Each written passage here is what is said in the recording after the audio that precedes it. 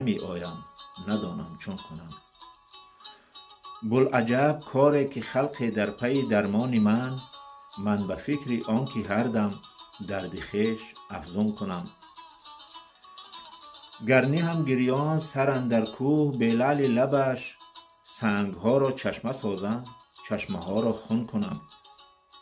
نقش بندم سوی او صد نامه مضمون سوز و درد، اشک خونین را بر رخ عنوان آن مضمون کنم.